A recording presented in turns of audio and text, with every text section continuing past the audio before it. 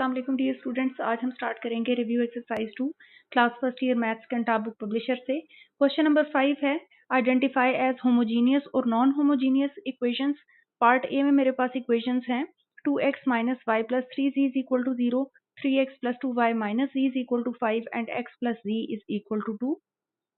Equations मैंने अपने सामने नोट डाउन कर ली हैं। अब आप जानते हैं कि होमोजीनियस इक्वेशंस में राइट हैंड साइड पे हमारे पास जीरो होता है। एक इक्वेशन में तो हमारे पास राइट साइड पे जीरो आ रहा है, लेकिन जो बाकी दो इक्वेशंस हैं उनमें राइट साइड पे हमारे पास नॉन जीरो नंबर्स आ रहे हैं। तो इसका मतलब है कि ओवरऑल हम कह सकते हैं कि जो पूरा सेट ऑफ इक्वेशंस है ये नॉन होमोजीनियस इक्वेशंस को शो कर रहा है।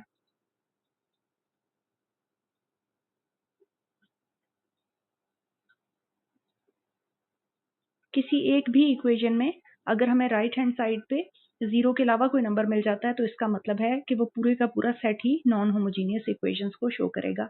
इसी तरह से इसका बी पार्ट देख लेते हैं। 3x minus 2y plus z is equal to 4, 4x plus Y plus 2z is equal to 10 and 2x plus z is equal to 1। इस गिवन सेट ऑफ इक्वेशंस के अंदर भी अगर हम देखें तो राइट हैंड साइड पे हमारे पास कोई भी जीरो इन्वॉल्व नहीं है, सारे नॉन जीरो नंबर्स हैं। तो इसका मतलब है कि ये सेट ऑफ इक्वेशंस भी नॉन होमोजीनियस इक्वेशंस को शो कर रहा है।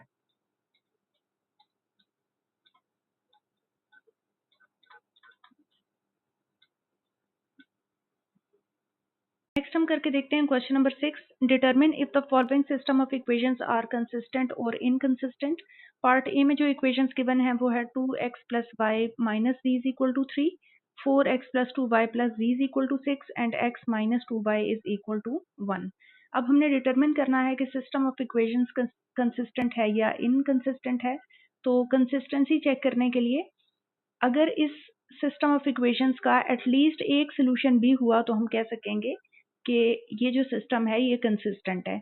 एक सोल्यूशन हो या एक से ज़्यादा सोल्यूशंस हो, सिस्टम कंसिस्टेंट ही होगा। और अगर इसका कोई सोल्यूशन एग्जिस्ट ना करता हो तो फिर सिस्टम इनकंसिस्टेंट होगा। मैं इसको रिपीट कर देती हूँ कि अगर हमारे पास इस पूरे सिस्टम का कोई एक सोल्यूशन हो या इवन एक से ज़्यादा सोल्यूशंस भी मिल जाएं तो इसका मतलब है कि सिस्टम कंसिस्टेंट है। सिस्टम के कंसिस्टेंट होने के लिए हमारे पास एटलीस्ट एक सोल्यूशन होना चाहिए और सिस्टम के इनकंसिस्टेंट होने के लिए हमारे पास सोल्यूशन नहीं होना चाहिए। यानी अगर इस सिस्टम का सोल्यूशन ही पॉसिबल नहीं होगा तो फिर हमारा सिस्टम इनकंसिस्टेंट बन जाएगा। तो इस सेट ऑफ इक्वेशंस को सॉल्व करने के कई तरीके हैं। आप इसको एचेलन फॉर्म से या रिड्यूस्ड एचेलन फॉर्म से भी फाइंड आउट कर सकते हैं वेरिएबल्स की वैल्यूज को, लेकिन हमारे लिए ज़्यादा आसान है कि यहाँ पे क्योंकि कोई मेथड मेंशन नहीं है और हमें जस्ट ये चेक करना है कि सोल्यूशन पॉसिबल है या नहीं, तो हम इक्वेशंस को आप इसमें सॉल्व करके देख लेते हैं। पहले हम नंबरिंग कर लेते हैं। This is first equation, this is second equation and this is third equation. अब अगर मैं सेकंड और थर्ड इक्वेशन में देखूं तो मेरे पास यहाँ पे पॉजिटिव 2y है और यहाँ पे नेगेटिव 2y है। तो अगर मैं इक्वेशंस को ऐड कर दूं तो मेरी इक्वेशंस में से एटलीस्ट y का वेरिएबल रिमूव हो जाएगा। तो हम सबसे पहला स्टेप क्या करेंगे, एडिंग इक्वेशन 2 एंड 3। एडिशन में क्या होगा कि left hand side will be added to left hand side. ये मेरे पास लेफ्ट हैंड साइड है, ऐड हो रही है लेफ्ट हैंड साइड में, और राइट हैंड साइड मेरे पास राइट हैंड साइड में ऐड हो जाएगी। 4x plus 2y plus z as it is plus x minus 2y is equal to 7। Negative 2y positive 2y को कैंसिल आउट करें। 4x और x एड अप होके मेरे पास 5x बनेंगे plus z is equal to 7। इसको कह दें आप रिजल्ट नंबर 4। अब ये इक्वेशन जो है आपके पास x और z वेरिएबल में आ गई है। और अगर हम अपने पास यहाँ पे देखें तो हमारे पास थर्ड इक्वेशन के पास x, y, z तीनों वेरिएबल्स हैं। इसी तरह सेकंड इक्वेशन के पास x, y, z तीनों वेरिएबल्स हैं, जबकि हमने थर्ड इक्वेशन जो लिखी थी वो है x minus 2y is equal to 1। अब आप यहाँ से z को सेपरेट कर सकते हैं। तो z को अगर मैं लेफ्ट हैंड साइड पे रहने दूं, 5x राइट पे जाके सब्ट्रैक्ट हो जाएगा। इसको कहते हैं रिजल्ट नंबर 5। अब आप लोग रिजल्ट नंबर 5 को यूज कर सकते हैं किसी एक इक्वेशन में। मैं फर्स्ट इक्वेशन के अंदर जा रही हूँ तो 2x plus Y as it is रहेगा।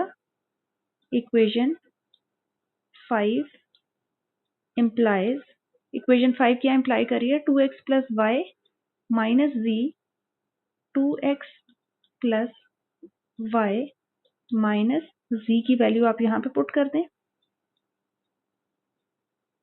Is equal to 3। इसको मजीद सिंप्लीफाई करके देख लेते हैं। 2x plus Y as it is आ जाएगा और यहाँ से -7 प्लस 5x रह जाएगा इज इक्वल टू 3। अब हमारे पास यहाँ से 7x बन रहा है plus y as it is, और 7 यहाँ पे माइनस हो रहा था, राइट पे जाके प्लस होके 10 बन जाएगा। ये हमारे पास एक और इक्वेशन आ चुकी है, इक्वेशन नंबर 6। ये इक्वेशन x और y में है। अब हम यहाँ से y को सेपरेट कर लेते हैं। 10 माइनस 7x, ये हो जाएगा हमारे पास रिजल्ट नंबर 7। अब y की इस वैल्यू को हम पुट करके देखते हैं इक्वेशन नंबर 3 में। So from equation 3, third equation थी हमारे पास x minus 2y is equal to 1। x as it is आएगा, -2 एज इट इज आएगा, y की जगह आप 10 माइनस 7x प्लेस करें इक्वल्स टू 1। x माइनस 20 और यहाँ से minus into minus plus 14x is equal to 1। यहाँ से हमारे पास x और 14x मिलके 15x बनेंगे। 21 लेफ्ट साइड पे माइनस हो रहा है, राइट पे जाके प्लस होके 21 बनेगा। 15 मल्टीप्लाई हो रहा है x के साथ, 21 के साथ जाके डिवाइड हो जाएगा और आप इनको कैंसिल आउट कर लें तो आपके पास यहाँ वैल्यूज बचेंगी 7 डिवाइडेड बाय 5। अब इस x की वैल्यू की हेल्प से मैं y तक जाऊंगी और y है हमारे पास इक्वेशन नंबर 7 में। So from equation 7 y is equal to 10 minus 7 और x की वैल्यू आप पुट कर सकते हैं 7 डिवाइडेड बाय 5। डिनोमिनेटर सेम करें तो यहाँ पे आपके पास 50 आ जाएगा, माइनस 49 होल डिवाइडेड बाय 5 आएगा और यहाँ पे हमारे पास वैल्यू आ जाएगी 1 डिवाइडेड बाय 5। अब हमारे पास x और y दोनों कैलकुलेट हो चुके हैं, हमने z तक जाना है। तो z तक जाने के लिए हम इक्वेशन नंबर 5 को यूज करेंगे। सो फ्रॉम इक्वेशन नंबर 5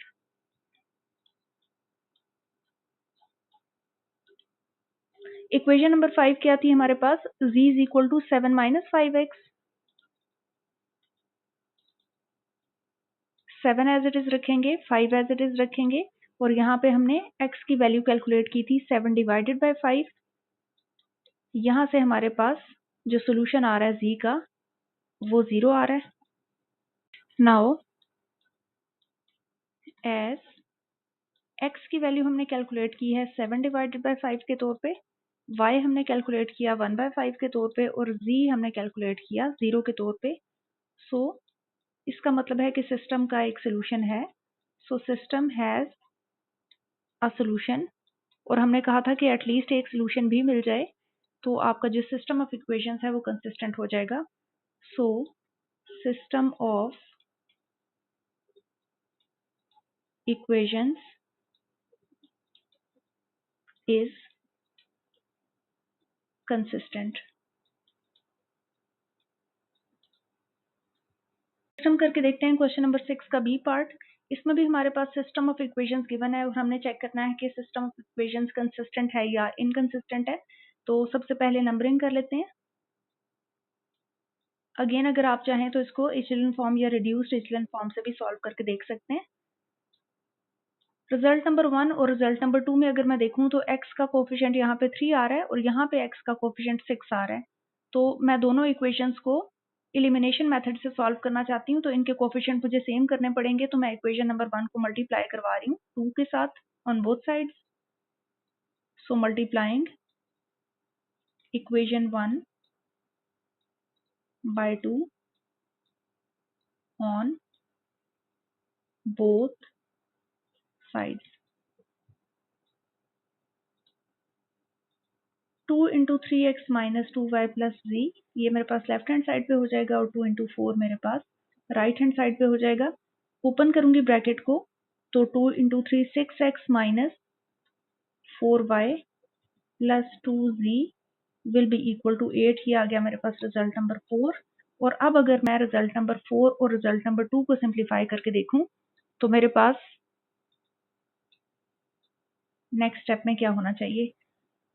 मैं रिजल्ट नंबर 4 और रिजल्ट नंबर 2 को सब्ट्रैक्ट कर रही हूँ। Subtracting result number 2 and result number 4। तो रिजल्ट नंबर 2 पहले लिख लेते हैं, that is 6x minus 4y plus 2z। इसमें से मैं माइनस कर रही हूँ 6x minus 4y plus 2z। Left में से लेफ्ट माइनस हो गई, अब राइट में से राइट माइनस करें तो इक्वेशन 2 की राइट हैंड साइड है 7 और इक्वेशन 4 की राइट हैंड साइड है मेरे पास 8। तो अब अगर हम देखें तो यहाँ से 6x minus 4y plus 2z as it is आएगा, ब्रैकेट ओपन होगी तो minus 6x plus 4y minus 2z बनेगा और यहाँ से मेरे पास नेगेटिव 1 आ जाएगा। अब अगर वेरिएबल्स को देखा जाए तो तमाम के तमाम कोफिशिएंट सेम हो चुके हैं। पॉजिटिव 6x नेगेटिव 6x से कैंसिल आउट होगा, negative 4y positive 4y positive 2z negative 2z से। तो मेरे पास तमाम वेरिएबल्स यहाँ पे खत्म हो गए हैं। तो इसका मतलब है कि मेरे पास इस सेट ऑफ इक्वेशंस का कोई सोल्यूशन नहीं है, और अगर मेरे पास कोई सोल्यूशन नहीं है तो इसका मतलब है द सिस्टम इज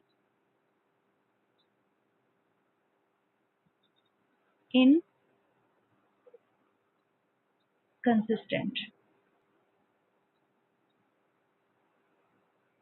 नेक्स्ट हम स्टार्ट करके देखते हैं क्वेश्चन नंबर 7।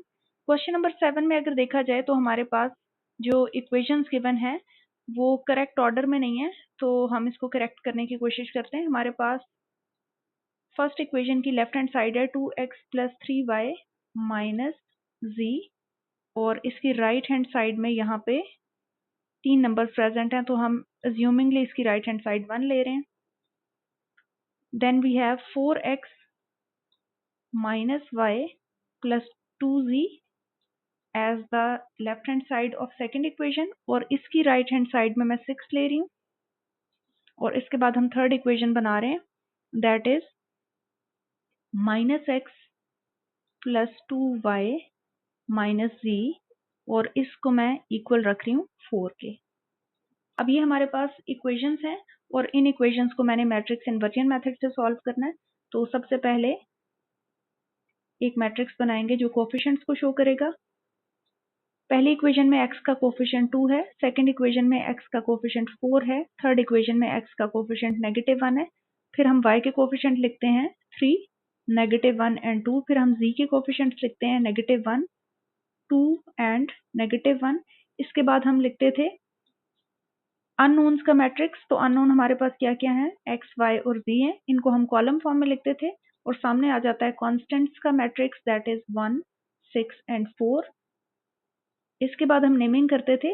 इस तमाम मैट्रिक्स को हम A का नाम दे देते थे, इस तमाम मैट्रिक्स को हम X का नाम दे देते थे, और सामने वाले मैट्रिक्स को हम B का नाम दे देते थे। तो हमारे पास बन गया A times X is equal to B। अब हमने X को कैलकुलेट करना है, क्योंकि हमने small x small y small z तक जाना है, तो इन अदर वर्ड्स हमने कैपिटल X को कैलकुलेट करना है। तो हम A को दूसरी तरफ शिफ्ट करेंगे। A यहाँ लेफ्ट हैंड साइड पे मल्टीप्लाई हो रहा है, तो दूसरी तरफ जाके A का ही इन्वर्स बनेगा, और उसको भी हमने लेफ्ट हैंड साइड पे ही लिखना है। So it will become x is equal to A inverse times B। इसको कह दें आप रिजल्ट नंबर 1। सबसे पहले A इन्वर्स कैलकुलेट करने के लिए हम डिटर्मिनेंट ऑफ A कैलकुलेट करते हैं। डिटर्मिनेंट ऑफ A के लिए मैंने लेफ्ट हैंड साइड पे बार्स प्लेस किए हैं, तो राइट हैंड साइड पे भी बार्स रखूंगी और सारी एंट्रीज को as it is note down कर लूंगी। डिटर्मिनेंट कैलकुलेट करने के लिए आप किसी भी रो या किसी भी कॉलम को यूज कर सकते हैं। मैं रो नंबर 1 को यूज कर रही हूँ। रो नंबर 1 की पहली एंट्री है 2, इसको मैं मल्टीप्लाई करवाऊंगी A1 1 के साथ, क्योंकि 2 की पोजीशन देखी जाए तो ये फर्स्ट रो फर्स्ट कॉलम के अंदर आ रहा है। Then next we have 3 in first row. 3 की पोजीशन देखी जाए तो ये फर्स्ट रो लेकिन सेकंड कॉलम में आ रहा है, तो मैं इसको मल्टीप्लाई करवाऊंगी A12 के साथ। और फिर हमारे पास आ रहा है नेगेटिव 1। नेगेटिव 1 की अगर पोजीशन को देखा जाए तो ये फर्स्ट रो के अंदर आ रहा है लेकिन थर्ड कॉलम में, so I have to write as A13। Next अब हमारे पास क्या होगा, एंट्रीज पुट करके देख लेते हैं। A11 का मतलब है negative 1 raise to the power 1 plus 1 into M11। फिर हमारे पास 3 आ रहा है। A12 का मतलब है negative 1 raise to the power 1 plus 2 into M12। Then I have plus minus minus, यहाँ पे हम माइनस साइन लिख सकते हैं, और उसके बाद हम A13 की वैल्यू प्लेस कर लेंगे।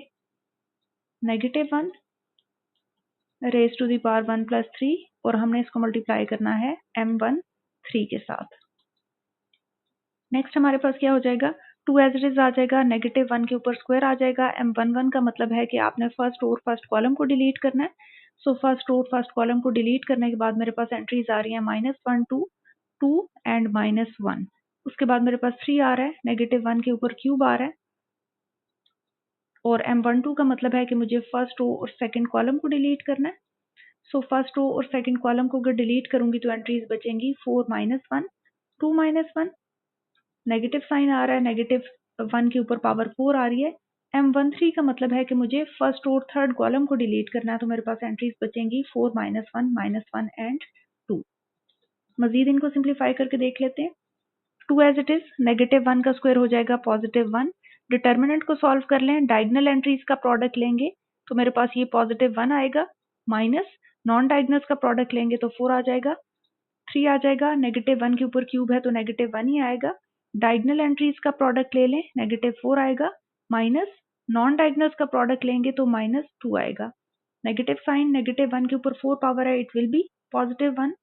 डायगोनल एंट्रीज का प्रोडक्ट ले लें तो आपके पास 8 आ रहा है, माइनस नॉन डायगोनल्स का प्रोडक्ट ले लें तो वो +1 ही आएगा। नेक्स्ट इसको थोड़ा सा और सिंप्लीफाई कर लेते हैं। 2 1 टाइम्स 2, 1 में से 4 लेस होगा, -3 बचेगा, प्लस माइनस -3, ब्रैकेट्स को सॉल्व करें, -4 + 2 आ रहा है, -1 मल्टीप्लाई हो रहा है यहाँ पे 7 के साथ। 2 को -3 से मल्टीप्लाई करेंगे, -6 आ जाएगा, -3 मल्टीप्लाई होगा -2 के साथ, -7 एज इट इज। यहाँ से मेरे पास -6 + 6 -7 आ रहा है, और इस तरह से जो डिटर्मिनेंट की वैल्यू है वो मेरे पास -7 के तौर पे आ रही है। नेक्स्ट हम ए इनवर्स का फॉर्मूला डिफाइन कर लेंगे। ए इनवर्स इक्वल है, रो वाइज एंट्री लिखते जाएंगे, A11 A12 A13, then we have A21 A22 A23, then we have A31 A32 A33, और इस तमाम वैल्यू का लेना है मुझे ट्रांसपोज, इस तमाम मैट्रिक्स का ट्रांसपोज लेना है, और इसको मुझे डिवाइड करना है डिटर्मिनेंट ऑफ ए के साथ। तो 1 बाय 1 हम कोफैक्टर्स की वैल्यूज कैलकुलेट करते जाएंगे और फिर हम ए इनवर्स के अंदर आके वैल्यूज को पुट करेंगे। सो A11 कैलकुलेट करके देख लेते हैं। A11 का मतलब था -1 raise to the power 1 + 1 multiply होता है M11 के साथ, ये बनेगा -1 raise to the power 2। M11 का मतलब है कि हमने फर्स्ट रो फर्स्ट कॉलम को डिलीट करना है, तो जो एंट्रीज मेरे पास बचेंगी वो हो जाएंगी -1 2 2 -1। उसके बाद हम इसको मजीद कैलकुलेट करके देख लेते हैं, तो हमारे पास -1 का स्क्वायर +1 होगा, डायगोनल एंट्रीज का प्रोडक्ट ले लें +1 आएगा, नॉन डायगोनल्स का प्रोडक्ट ले लें 4 आ जाएगा, और इसको सिंप्लीफाई कर लें तो हमारे पास रिजल्ट आ रहा है -3 के तौर पे। नेक्स्ट हमारे पास A12 कैलकुलेट होगा, इसका फॉर्मूला है -1 raise to the power 1 + 2 into M12, -1 के ऊपर आ रही है पावर 3। M12 का मतलब है कि आपने फर्स्ट रो और सेकंड कॉलम को डिलीट करना है। सो अगर हम फर्स्ट रो और सेकंड कॉलम को डिलीट करें तो एंट्रीज हमारे पास बनती हैं 4 -1 2 -1, -1 के ऊपर 3 पावर आ रही है, it's answer will be -1। Diagonal entries का प्रोडक्ट ले लें तो -4 आ रहा है, माइनस नॉन डायगोनल्स का प्रोडक्ट ले लें तो -2 आ रहा है, -1 यहाँ से आएगा, और इनसाइड द ब्रैकेट -4 + 2 बनेगा। इसको सॉल्व करेंगे तो -2 आंसर आएगा, -2 को -1 से मल्टीप्लाई करेंगे तो आंसर +2 हो जाएगा। नेक्स्ट आपने कैलकुलेट करना है A13, इसका फॉर्मूला है -1 raise to the power 1 + 3 multiply होगा M13 के साथ, -1 के ऊपर पावर 4 हो जाएगी। M13 का मतलब है कि हमने फर्स्ट और थर्ड कॉलम को डिलीट करना है। सो फर्स्ट और थर्ड कॉलम को अगर डिलीट करें तो वैल्यूज आ रही हैं 4 -1 -1 2, -1 के ऊपर 4 पावर आ रही है, it's answer will be +1। Diagonals का प्रोडक्ट ले लें तो 8 आएगा, माइनस नॉन डायगोनल्स का प्रोडक्ट ले लें तो +1 ही आएगा, और मजीद इनको सिंप्लीफाई कर लें तो आंसर हमारे पास 7 आ जाएगा। नेक्स्ट हम सॉल्व करके देखते हैं A21 को। A21 के लिए फॉर्मूला है -1 raise to the power 2 + 1 multiply होगा M21 के साथ, -1 की पावर 3 बन जाएगी। M21 का मतलब है आपने सेकंड रो और फर्स्ट कॉलम को डिलीट करना है। सो सेकंड रो और फर्स्ट कॉलम को अगर डिलीट करेंगे तो एंट्रीज बच रही हैं 3 2 -1 -1।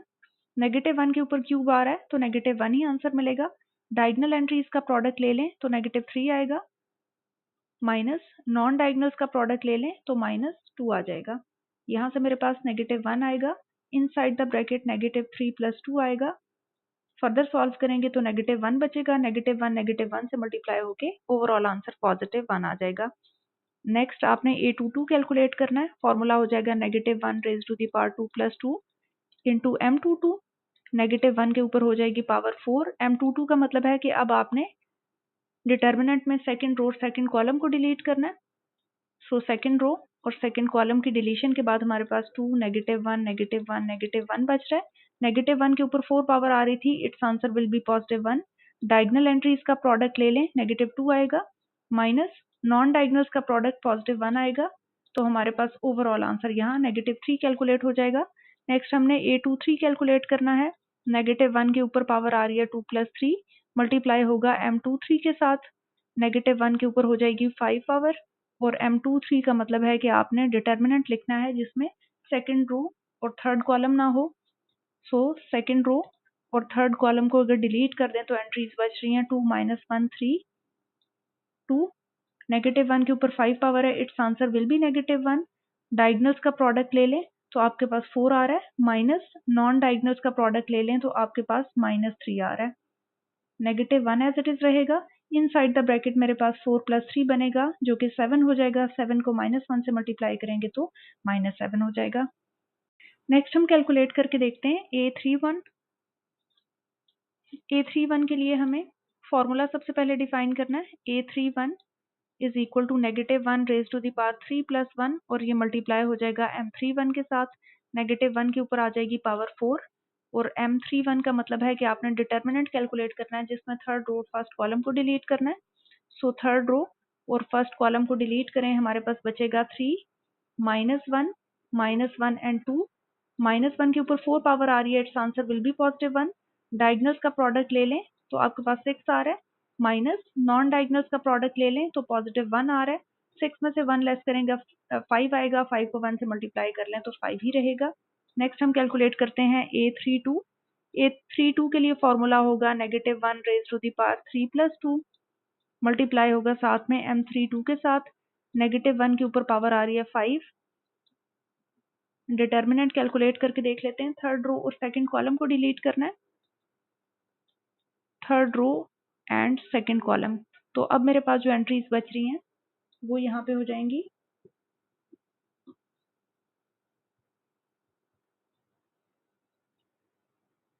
टू 4 -1 2, -1 ही आएगा, और इनसाइड द ब्रैकेट मेरे पास एक 4 आ रहा है, माइनस -4 आ रहा है, -1 आएगा, इनसाइड द ब्रैकेट 8 आ जाएगा, और ओवरऑल आंसर मेरे पास -8 आ जाएगा। A3 कैलकुलेट करके देख लेते हैं। -1 raise to the power 3 + 3 multiply by M33। -1 के ऊपर 6 पावर आ रही है। डिटर्मिनेंट सॉल्व कर लें तो थर्ड रो थर्ड कॉलम को हमने डिलीट करना है। थर्ड रो थर्ड कॉलम, तो 2 4 3 -1 बच रहा है। -1 के ऊपर 6 पावर आ रही है, it's answer will be +1। Diagonals का प्रोडक्ट ले लें तो आपके पास -2 आएगा, माइनस नॉन डायगोनल्स का प्रोडक्ट ले लें तो 12 आएगा। टोटल आंसर यहाँ से मेरे पास -14 कैलकुलेट होगा। जो को फैक्टर्स हमने कैलकुलेट किए हैं इनको इनवर्स के फॉर्मूला के अंदर प्लेस कर लेते हैं। सो हमारे पास यहाँ से A11 की वैल्यू हो जाएगी -3, then we have 2, then we have 7। Next values है हमारे पास 1 -3 एंड -7। नेक्स्ट वैल्यूज है हमारे पास 5 -8 और -14। और इस तमाम के तमाम मैट्रिक्स का हमने ट्रांसपोज लेना है, और फिर उस तमाम के तमाम ट्रांसपोज को हम डिवाइड करेंगे डिटर्मिनेंट ऑफ ए से, दैट इज -7। तो पहले ट्रांसपोज अप्लाई कर लेते हैं। ट्रांसपोज का मतलब था कि हमने हर एक रो को कॉलम में कन्वर्ट करना है। सो फर्स्ट रो के अंदर हमारे पास एंट्रीज आ रही हैं -3 2 7, इसको मैं लिख लेती हूँ कॉलम वाइज। नेक्स्ट रो मेरे पास आ रही है 1 -3 -7, इसको भी मैं लिखूंगी कॉलम वाइज। और नेक्स्ट भी हमारे पास जो रो आ रही है उसको मैं कॉलम वाइज लिखूं तो 5 -8 -14 आ जाएगा थर्ड कॉलम के अंदर। और अब मैंने इस तमाम मैट्रिक्स को डिवाइड करना है -7 के साथ। हर एक एंट्री को -7 से डिवाइड करते जाएं। हर एक एंट्री को -7 से डिवाइड करेंगे तो मेरे पास यहाँ पे -3 डिवाइडेड बाय -7 आ जाएगा, 2 डिवाइडेड बाय -7 आ जाएगा, 7 डिवाइडेड बाय -7 आ जाएगा as first column. Second column के अंदर हमारे पास आ जाएगा 1 divided by -7, -3 divided by -7, -7 divided by -7। Third column में मेरे पास आ जाएगा 5 divided by -7, -8 divided by -7 and -14 divided by -7। थोड़ा सा और इसको अगर हम सिंप्लीफाई कर लें तो हमारे पास रिजल्ट आ जाएगा, यहाँ से नेगेटिव साइन कैंसिल आउट होके 3 डिवाइडेड बाय 7, यहाँ से -2 divided by 7 as it is, यहाँ से कटिंग हो जाएगी, -1 बचेगा, -1/7, यहाँ से +3/7 क्योंकि यहाँ से साइन कैंसिल आउट हो रहे हैं, यहाँ से भी कटिंग्स हो जाएंगी, यहाँ से हमारे पास +1 बचेगा, यहाँ से -5 divided by 7, sign cancel out होंगे 8 डिवाइडेड बाय 7 और यहाँ से साइन कैंसिल आउट होंगे और 7 की कटिंग 14 के साथ भी होगी 2 टाइम्स। तो ये मेरे पास कैलकुलेट हो गया A इनवर्स। नेक्स्ट हमारे पास x is equal to A inverse times B, ये हमने रिजल्ट नंबर 1 निकाला था। इस रिजल्ट के अंदर मैं वैल्यूज पुट करने जा रही हूँ A इनवर्स की। तो A इनवर्स की वैल्यूज यहाँ पे हम 1 बाय 1 पुट करके देख लेते हैं। A इनवर्स के लिए पहली एंट्री थी हमारे पास 3/7, देन हमारे पास -2/7 थी और फिर हमारे पास लास्ट एंट्री थी फर्स्ट कॉलम की -1 के तौर पे। बाकी एंट्रीज पे पुट करते हैं -1/7, 3 डिवाइडेड बाय 7 एंड 1। उसके बाद है हमारे पास -5 डिवाइडेड बाय 7, 8 डिवाइडेड बाय 7 और यहाँ से हमारे पास था 2। इस तमाम वैल्यूज को मैं मल्टीप्लाई करवाऊंगी बी मैट्रिक्स के साथ और बी मैट्रिक्स की एंट्रीज मेरे पास आ रही हैं 1, 6 और 4 के तौर पे। अब हम 1 बाय 1 मल्टीप्लीकेशन करवाते जाएंगे। इस मल्टीप्लीकेशन में सबसे पहले हम रो 1 सेलेक्ट करेंगे और उसको कॉलम 1 के साथ मल्टीप्लीकेशन करवाएंगे। रो 1 में मेरे पास ये तमाम एंट्रीज आ रही हैं, कॉलम 1 में ये तमाम एंट्रीज आ रही हैं। सो 1 बाय 1 इनको मल्टीप्लाई करके देख लेते हैं। फर्स्ट एंट्री मल्टीप्लाई होगी पहली एंट्री के साथ, सो 3/7 मल्टीप्लाई होगा 1 के साथ, प्लस का साइन रखेंगे बीच में। Second entry of the row multiply होगी second entry of the column के साथ, फिर प्लस का साइन आएगा। Third entry of the row multiply होगी third entry of the column के साथ। नेक्स्ट हमारे पास रो नंबर 2 मल्टीप्लाई होने जा रही है कॉलम 1 के साथ, तो -2/7 यानी पहली एंट्री मल्टीप्लाई हो रही है पहली एंट्री के साथ, सेकंड एंट्री मल्टीप्लाई हो रही है सेकंड एंट्री के साथ और थर्ड एंट्री मल्टीप्लाई हो रही है थर्ड एंट्री के साथ। अब आप थर्ड रो सिलेक्ट कर लें तो -1 मल्टीप्लाई होगा 1 के साथ यानी फर्स्ट एंट्री फर्स्ट के साथ, सेकंड एंट्री सेकंड के साथ और थर्ड एंट्री मल्टीप्लाई हो रही है थर्ड एंट्री के साथ। मजीद इसको सिंप्लीफाई करके देख लेते हैं। हमारे पास यहाँ पे 3 डिवाइडेड बाय 7 आ जाएगा, -6 डिवाइडेड बाय 7 आ जाएगा और -20 डिवाइडेड बाय 7 आ जाएगा। यहाँ पे मेरे पास वैल्यूज आ रही हैं -2/7, 18/7, 32 डिवाइडेड बाय 7। लास्ट में मेरे पास -1 आ रहा है, +6 आ रहा है, +8 आ रहा है। नेक्स्ट हम इसको मजीद सिंप्लीफाई करके देख लेते हैं। यहाँ पे हमारे पास डिनोमिनेटर क्योंकि सेम है सो हम इनको एज अ सिंगल डिनोमिनेटर लिखेंगे, 3 -6 -20 हो जाएगा। नेक्स्ट वैल्यू में हमारे पास डिनोमिनेटर फिर सेम है, इसको भी एज अ सिंगल डिनोमिनेटर लिखें और -2 +18 +32 हो जाएगा। इससे नीचे जो हमारे पास वैल्यूज हैं इसमें हमारे पास फ्रैक्शंस नहीं है तो -1 +6 +8 एज इट इज आ जाएगा। अब इन वैल्यूज को हम सिंप्लीफाई करके देख लें तो हमारे पास रिजल्ट यहाँ से आ जाएगा -20 -6 -26 बनेगा, उसमें 3 ऐड अप करेंगे तो -23/7। यहाँ से रिजल्ट मेरे पास आएगा 48/7 और यहाँ से रिजल्ट मेरे पास आ रहा है 13। अब अगर लेफ्ट हैंड साइड पे देखा जाए तो हमारे पास ये कैपिटल X का आंसर आ रहा था और कैपिटल X को अब मैं रिप्लेस कर रही हूँ इसके ओरिजिनल मैट्रिक्स के साथ कैपिटल X हमने नाम रखा हुआ था कॉलम मैट्रिक्स XYZ का, और हमारे पास इक्वालिटी के दूसरी तरफ जो वैल्यूज आ रही हैं दैट आर -23/7, 48/7 और 13। सो दो मैट्रिसेस इक्वल हैं तो इसका मतलब है उनकी कॉरेस्पॉन्डिंग एंट्रीज भी इक्वल हैं। सो x की प्लेस पे मेरे पास -23/7 आ रहा है, y की प्लेस पे मेरे पास 48/7 आ रहा है और z की प्लेस पे मेरे पास 13 आ रहा है। नेक्स्ट हम सॉल्व करके देखते हैं क्वेश्चन नंबर 7 का B part, check the consistency of the system. मैंने आपको क्वेश्चन नंबर 6 में भी सिस्टम के कंसिस्टेंट होने या इनकंसिस्टेंट होने के बारे में बताया था। वहां हमने इक्वेशंस को सॉल्व करके देखा था। जिन इक्वेशंस का सोल्यूशन हमने फाइंड आउट कर लिया था, एक्स वाई जी की वैल्यूज कैलकुलेट कर ली थी, उसमें हमने कहा था कि सिस्टम कंसिस्टेंट है। और जिन इक्वेशंस में जैसे बी पार्ट में हम सोल्यूशन फाइंड आउट नहीं कर सके थे तो वहां हमने कह दिया था कि सिस्टम इनकंसिस्टेंट है। क्वेश्चन नंबर 7 के बी पार्ट में भी आप ये काम कर सकते हैं, लेकिन वो थोड़ा सा लॉन्ग प्रोसेस हो जाएगा। इस क्वेश्चन नंबर 7 के ए पार्ट में क्योंकि हमने डिटर्मिनेंट कैलकुलेट किया हुआ है तो हम डिटर्मिनेंट की प्रॉपर्टी को यहाँ पे यूज कर लेते हैं। हमने डिटर्मिनेंट ऑफ ए जब कैलकुलेट किया है प्रीवियस पार्ट में तो उसका आंसर आया था -7 which is not equal to 0। जब कभी आपका डिटर्मिनेंट नॉन जीरो होगा तो आप कह सकते हैं कि इस सिस्टम का एक यूनिक सोल्यूशन एग्जिस्ट करता है। So system has a unique solution. और मैंने आपसे कहा था कि चाहे एक सोल्यूशन हो चाहे इनफाइनाइट मैनी सोल्यूशंस हो, सोल्यूशन एग्जिस्ट करने चाहिए।